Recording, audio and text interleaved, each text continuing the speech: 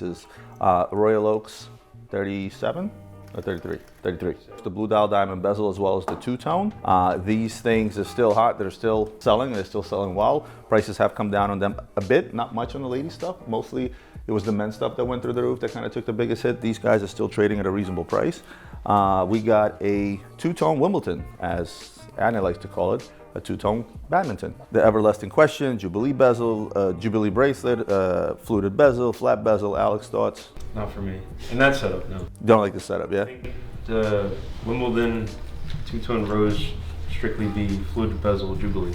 I kind of tend to agree because it planes down the watch. Like you can barely see that this is rose gold. Moving on to a Panerai, what's called the California dial, a remake of one they used to make back in the day, 47 millimeter Radiomir PAM 424 is the reference number. Note that the way the strap is done, that's actually not faded. It's meant to look that way. It's meant to look antique and vintage, which is the whole ordeal about this thing. And again, another one of those watches where if you have a small wrist, this is a 47 millimeter behemoth, but because of the way the lugs are done and the way the strap is done, a guy with a small wrist can still get away with wearing it. I mean, still kind of big on me, but at least if this had a different lug system, there's no way I would be able to wear this. This is the size of a concept, just to put it in perspective. So we talked about the older Roger Dubuis, the pre-Richemont group Roger Dubuis, right? When they used to make everything a limited edition of 28 pieces, 88 pieces, 18 pieces, everything with an 8, which had to do with the Asian market because the Asians, with the Asians, number 8 is a very, very lucky number. I believe it means life. With that said, the most collectible pieces out of the old Sympathy lineup, which is what these are, right? This is a Roger Dubuis Sympathy. The most collectible ones are going to be the curved case. And what's most collectible among these would be the earlier ones. This is one of the very earlier pieces where they did the curved case, not the curved, I should say the shaped case, right? Because this is a funky shape. But then the crystal shape is also matching that of the case. And that's what's most important about these. The collectability is in those that have not just the shape, this shape of the case, but also the crystal that matches. Because later they did the same exact case, but the crystal was no longer shaped to the shape of the watch because it was difficult to produce. It's a lot easier to make this round or a lot easier to make it square, right? Adrian, you just in time. I was waiting for you. Yes. I do want to talk next about Peck and Sniffs. Okay, I guess this is not a cologne. This is somebody's way to very creatively package up a 36 or 33? 34. This is a 34. It's old. It's an old 34 millimeter. This is a quartz Royal Oak, and you can tell, like, when you pick up these old Royal Oaks, like you can compare the craftsmanships from 30 years ago to today. It's pretty insane. Like the bracelet itself is not as tight. It's a little on the flimsier side. The buckle is not exactly as good as listen, they've improved over the years, but nevertheless, for a watch this old, it's still in really good shape. This is that entry-level Royal Oak. Like people always ask me, well, can I buy an AP under $10,000 or around $10,000? Yes, you can.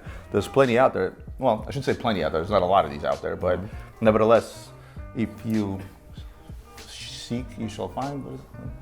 Seek and you shall find. Seek and you shall find. Thank you, Nina. We have here, and shout out to United States Customs for making us take off the strap on this beautiful 26239, the new Royal Oak Chrono, the new sub-dial configuration and exhibition back. I love this piece. Yeah, cotton. That's not a bad idea. That is not a bad idea. Keeps it nice and secure. Love this piece. Yeah. You know the biggest problem I have with APs? Well, you shouldn't have a problem. It's my favorite brand. I don't know an AP that I don't like. Yeah. I really don't. There's a few. No, I like every, even all the dogs, the Edward Piguets, the Millenaries, some of the older ones, some of the newest. I like them all. I think they're just appealing to me. But then I'm biased. What's the market on this now? AP owes you a check. I know. What's the market? Oh, by the way, Francois is leaving Audemars This could be my chance to get. Yeah. So this could be my chance to get my white ceramic perpetual at list. No, I'm still right now.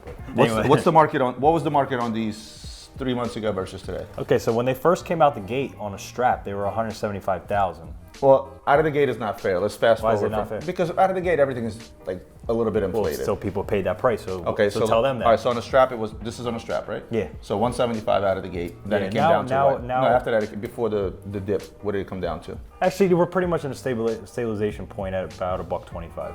$125, right? Yeah. And that's where they are right now. Mm-hmm. So again, that 20% hit that we just discussed before you came on, which is the same thing that the Bloomberg article show, which is good, and they've stabilized. That's the key. Their creative director leaving in next year. They're a CEO, not the creative director. Okay. Francois. Francois is, I'm a fanboy of Francois because of what he's done for the He's the brand. greatest watch CEO. But is that like creative director like Virgil like dying? Is that the same like thing in the watch community? Not really. So I spoke to a dealer, I won't mention his name, we discussed this. He's actually close to Francois, and you know what he said to me? He said to me that he felt that, first of all, Francois himself was well off financially, and he's already at an age where he can retire. So his thought process is that he wanted to leave at the top, right? And AP is best has ever been. For sure. By far. It surpassed Patek right? this year. So he doesn't know what the future will bring, but he knows that if he's gonna step out, he wants to step out. It's like sort of retiring at the top of your game, which I think he's wrong because I think AP has a lot more room to grow. I think they haven't reached their peak yet, quite. Hard to say. I mean, at this point, I don't know how they become a better brand, stronger. What would make them stronger? I don't know if it's, at this point, I don't know if it's anything a CEO could do. I think that's more of just what happens in the market, more of maybe an engineering feat. You know, where AP lacks right now is their grand complication line. Because they doesn't do what Patek does, right? Like their grand complications that come out, their minute repeaters that come out, a lot of the tourbillons, they don't reach the same You're saying threshold. they need to go back to their roots where they started, because they started grand complication watches. That's what they started making, grand complicated movements for Tiffany pocket watches. So you're saying go. The problem was every time they went back to the drawing board, it usually came out in the form of a Jules Audemars, or later came out in the form of a behemoth of an Audemars, which is super complicated. Speaking of which, I think across their retail line right now, if you take two retail price sheets of Patek versus Audemars Piguet, in terms of premium over list, Audemars wins today. yes. Talking about their whole entire catalog. Right. Absolutely, but their catalog is much smaller. Also, don't forget. Then whose? Than Patek's. They have a pretty big catalog, man. It's They have like smaller than Patek. 68 different Royal Oaks in steel alone. If they go back to their roots with those ultra high complications, but within, let's say, not a Jules Audemars line or Code 1159 now, but within the Royal Oak line, without making behemoth of a watch, like case in point, this Audemars Piguet Laptimer Schumacher. It's probably the most complicated chronograph out on the market today, right? This is where they show the world that we can take a chronograph, which people play it down. They say chronograph is not a big chronograph is one of the biggest complications. It's just been done so many times that it's taken for granted. But to execute a regular chronograph in the watch is just. You know what I actually like about this watch more than anything? I remember when this first came out. That was funny. This is the only watch that I know that has the same limited edition number as its retail price. Which is? 221,000. That's true. So with that said, 221,000 times 221. Now you know why Francois is so rich. I did an entire video on this watch on one of the older What's on My Desk. Maybe we can start linking that so you guys can see that. So I'm not going to go into much details. I will tell you this. In my opinion, this is the baddest chronograph out on the market, period. Because the amount of research that went into this, and again, first of all, to tribute to Schumacher. Let's start there. You say it's better than Monopousset. Boy, how do you say it? Monopousset? Monopousset. That we need marker for that one. So number two, it's a lap timer, so it's designed to do exactly that. It's designed to lap time lapses. Time lapse. Thank you. It's designed to do exactly that, and it does it in such a it does it in a way where no other chronograph out there can do it. So if you guys get a chance, definitely check out that video. In the interim, we're going to continue on. And we are not responsible for anybody who purchases this watch and decides to lap times on that watch while they're on a racetrack. If that makes any sense. The Octo Sport. Shout out to Nick. Nick actually took this in trade, and I wanted to get your thoughts on the sports line from FB Journe in general. My thoughts? Yes. You know what? It's taken a little bit of time to grow on me. I do like the Cenograph version of that one because I believe this is just the yellow and black. I like black and yellow, but there's too much yellow. It's more of a gray and yellow, I would say. Too much yellow for my taste with that finishing. My initial thoughts on this watch is the comfort of wear. This is a bracelet watch that weighs nothing. Only comparable watch I can think of is the Bulgari Octos. I mean, that's a stretch. But in terms of literally on the wrist. Like, this is how an Octo in titanium will feel on the wrist. Super light. It's lighter than this, obviously, but this is extremely light. Now, my thought process behind this line was, I think this was Journe's way to say, look, to an average eye, if you're a brand or a company of any sort, what is, like, for example, here at Luxury Bazaar, there's two ways we'll look at our client base, right? Number one, we have to ensure that our existing client base is happy and he keeps coming back, right? which is why this year we're gonna surpass the 64.4% mark. Last year we were at 64.4% return clientele. This year I think we're gonna be in the 70s.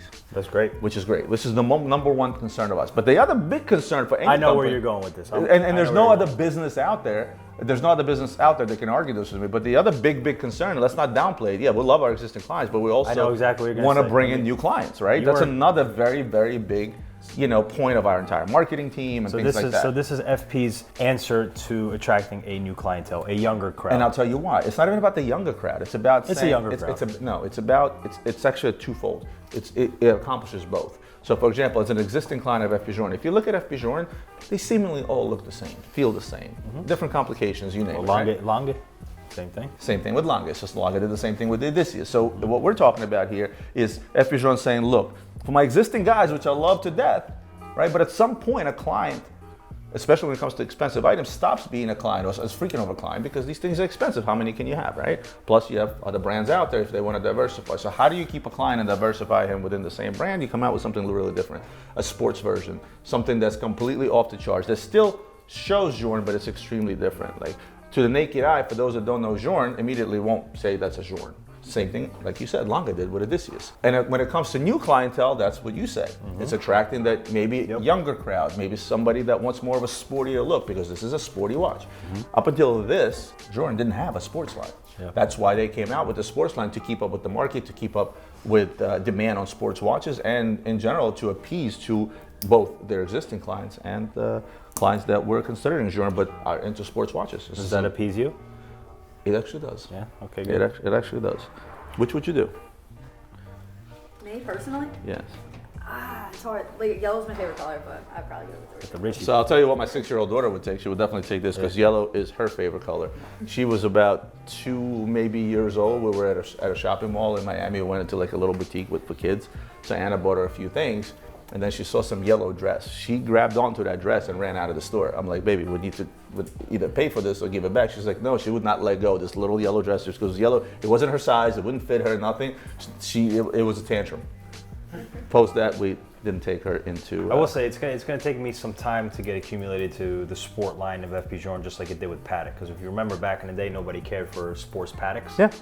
Up until And look at where they are everybody now. started caring about sports Pateks, Nautilus and Aquanaut, like nobody used to care about. So now Journe doesn't make a whole lot of pieces, obviously. They make a lot less of the sports line as well. So would you say this is a current or future sleeper when it comes to the sports line, that people are going to think wake so. up in 2 years and be like, oh my God, I should have Listen, bought that? Listen, FP Journe has a cult following unlike I've never seen before. So Yeah, true story. All right, boys and girls, that will conclude today's unboxing. There's more exciting stuff it's coming your way. 1, 2, 3, 4 cameras. Not bad. What's my best angle? Here. Over here. All right, good. Good answer. Guys, thank you so much for tuning in. We'll see you on the next unboxing.